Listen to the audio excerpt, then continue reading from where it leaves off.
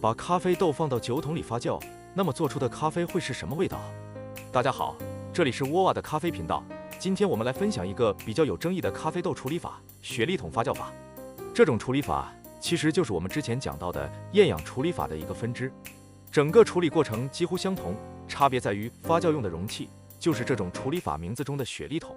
所谓雪莉桶，就是用来制作雪莉威士忌的酒桶，而且还必须是使用过、制作过威士忌的酒桶。首先，让我们把时间退回到17世纪末，苏格兰政府对威士忌生产施以重税，许多威士忌的制造商负担不起，只好转入地下，偷偷酿造威士忌。为了逃避税关追缴，私酿业者纷纷躲到他地去酿酒，并将威士忌装入西班牙的雪莉桶中作为掩护。让人没想到的是，透明无色的威士忌在雪莉桶中存放，酒液不仅变成漂亮的琥珀色，还融入了雪莉酒的风味，口感变得更加香醇。西班牙雪莉桶产业主要选用橡木材料来制作酒桶，在橡木桶中酿酒会产生不同的效应。首先，当橡木进入制桶厂中制作时，受加热影响，半纤维素中的糖分焦糖化并分解，形成挥发性香气化合物，如糖醛、麦芽酚、环烯。木质素也会发生同样的情况，分解成醛和苯基酮、丁子香酚和其他芳香族化合物，还有一系列木材提取物。所有这些香气最终都会混合到液体中，而橡木的类型也起着重要的作用。例如，美国白橡具有更多的香草和椰子香气，而酒中已有的各种有机物质与橡木中的化合物之间的交叉反应，就会形成新的香气。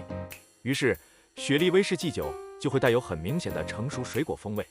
对于威士忌来说，一般认为其最终的味道的60%至80%来自于木头。那么咖啡豆呢？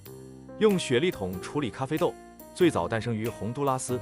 当地庄园在厌氧处理法的基础上发明了这一方法。为了将这一风味附着在咖啡豆上，他们就将咖啡豆放到使用过的酒桶中进行发酵，通常发酵时间会持续30到40天不等。经过这种处理的咖啡豆制作的咖啡会带有非常明显的水果风味，以及淡淡的酒香，甜感也会被强化。但是因为处理方式的特殊，产量极低，随之而来的就是价格也很高。按理来说，这款咖啡豆很好喝，应该很受欢迎才对。那为什么要说它充满争议呢？